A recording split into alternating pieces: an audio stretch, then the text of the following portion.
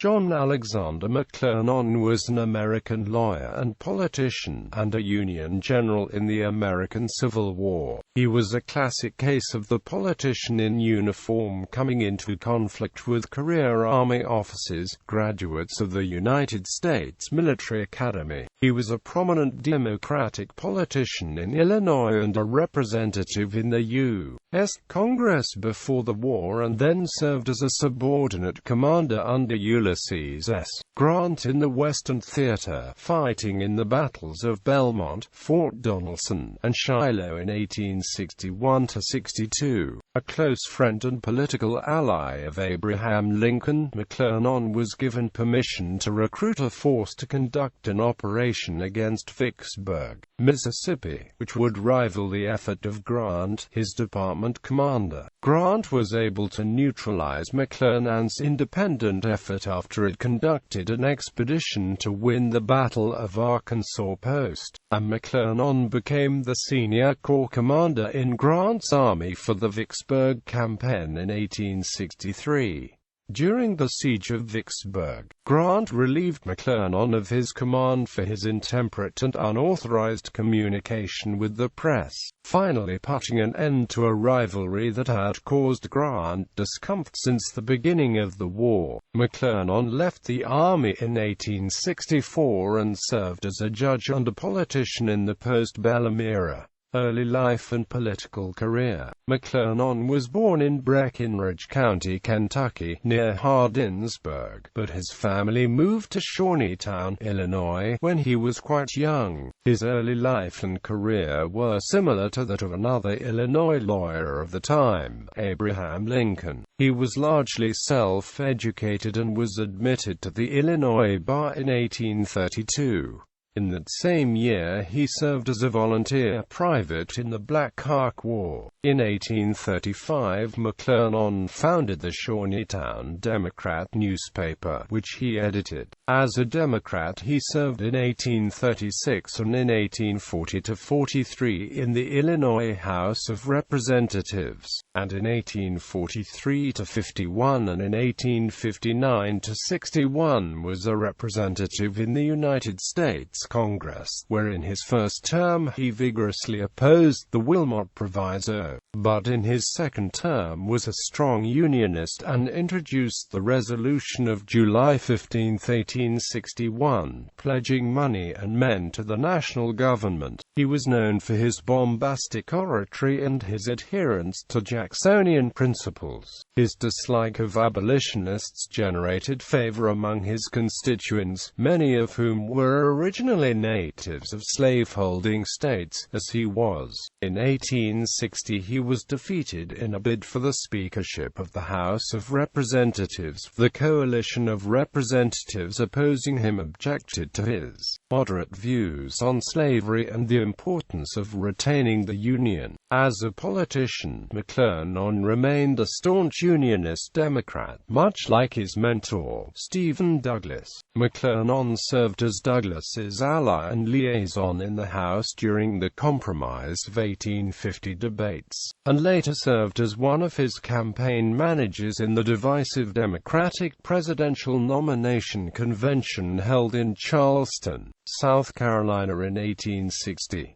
In November 1842, McClernand married Sarah Dunlap of Jacksonville, Illinois, a close friend of Mary Todd Lincoln. Sarah was the daughter of James Dunlap, who served as a quartermaster in the Union Army during the Civil War, eventually appointed to the rank of brevet major general.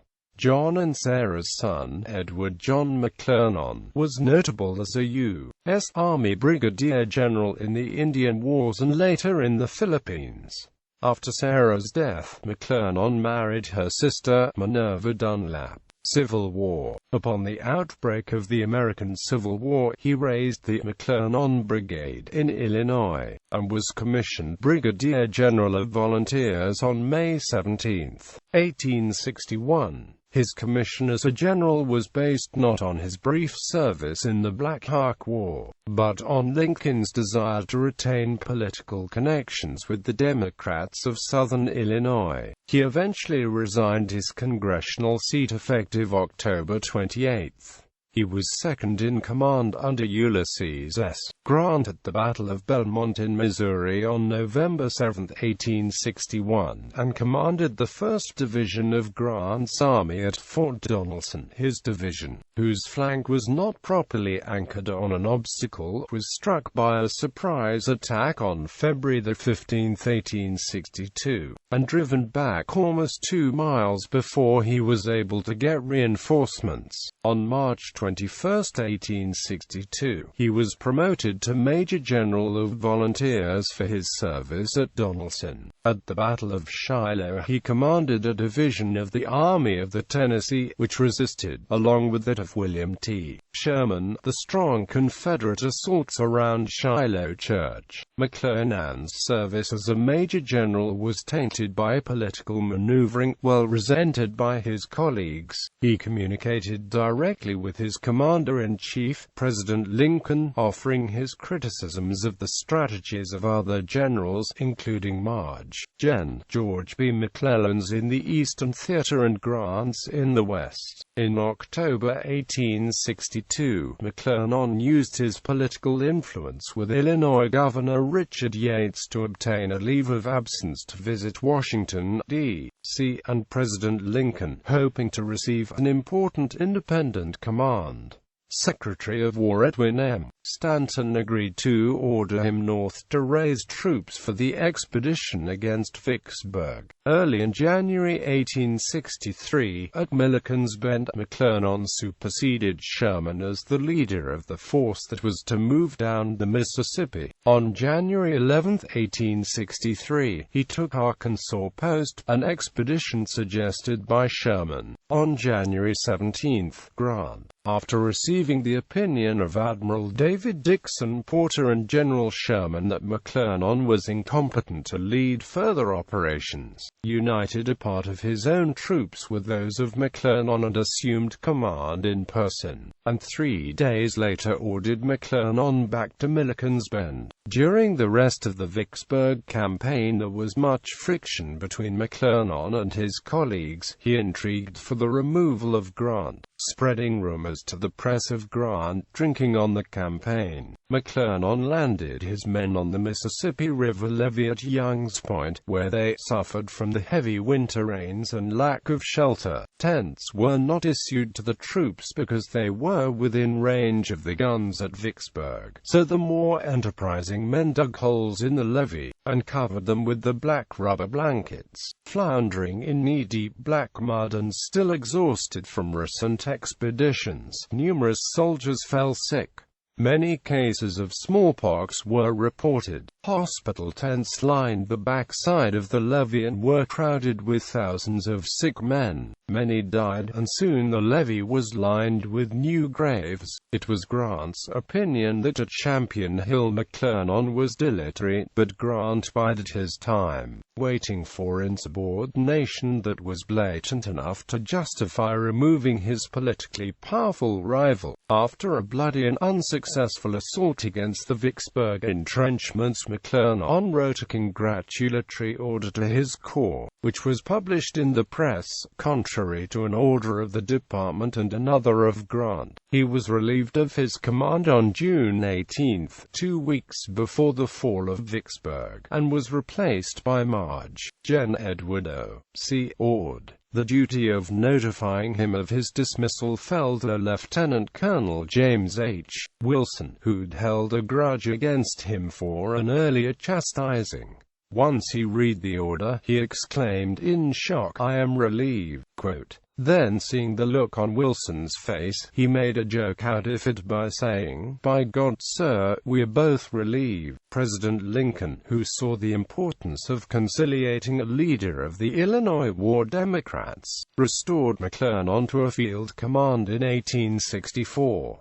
On February 20, 1864, McClernand returned to his old 13th Corps, now part of the Department of the Gulf. Illness limited his role, and by the time the Red River Campaign had commenced, McClernand had been replaced in command by Thomas E. G. Ransom. For several days at the end of April, McClernand returned to the field to command the detachment of 2 divisions from the 13th Corps participating in the Red River Campaign. He resigned from the Army on November 30, 1864, and played a prominent role in the funeral of Lincoln, his old friendly rival.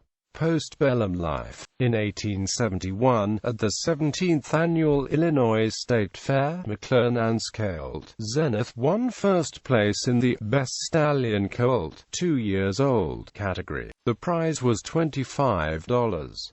McClernand was district judge of the Sangamon District from 1870 to 73, and was president of the 1876 Democratic National Convention. McClernand's last public service was on a federal advisory board overseeing the Utah Territory. Despite his resignation, he was able to receive an Army pension due to an active Congress. John McClernand died in Springfield, Illinois, and is interred there at Oak Ridge Cemetery. In fiction, McClernand is the villain of McKinley Cantor alternate history book If the South Had Won the Civil War. In the alternate history presented, General Grant was killed accidentally at the start of the Vicksburg campaign. McClernand insisted upon assuming command, and by thoroughly bad generalship managed to totally lose the campaign, get the Army of Tennessee almost completely destroyed, and contribute significantly to the Union losing the entire war and the Confederacy gaining independence.